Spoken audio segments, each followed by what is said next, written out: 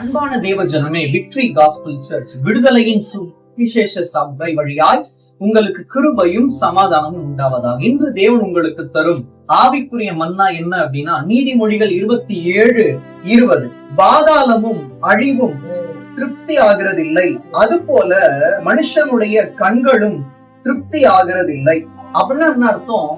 பாதாளமும் அழிவும் எப்படி நம்மள திருப்தி ஆக்காதுன்னா, சில நேரங்கள்ல நான் உங்களுக்கு எடுத்துக்காட்ட சொல்லணும் அப்படின்னா, நம்ம ஏஐல என்ன பண்ணுவோம், பாதாளம் தான் இப்படிதான் இருக்கும் அப்படின்னு சொல்லிட்டு நம்ம என்ன பண்ணிப்போம், ஒரு இதுல இருப்போம், திங்கிங்ல இருப்போம். பாதாளம்னா பயங்கரமா இருக்கேன்னு சொல்லிட்டு ஏஐ கூட உங்களுக்கு என்ன பண்ணலாம், உங்களுக்கு எடுத்து கொடுக்கலாம்.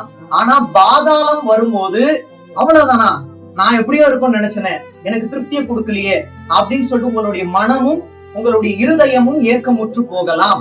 அது போலவே இதுல பாருங்க, மனுஷனுடைய கண்களும் திருப்தியா இல்ல, சில நேரங்கள்ல திருப்தியா இருக்கிறது இல்லையா? ஏன் இல்ல அப்படின்னா, நம்ம இன்னைக்கு சைக்கிள் வாங்குவோம், அது வாங்கணும்னு ஆசைப்படுவோம்.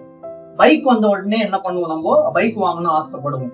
அதுக்கப்புறமா கார், அதுக்கப்புறமா கொஞ்சம் கொஞ்சமா நம்மளுடைய திருப்தி என்ன ஆகாது, குறைந்து போகாது, மேல் நோக்கியே போகும். அது குற்றம் அல்ல.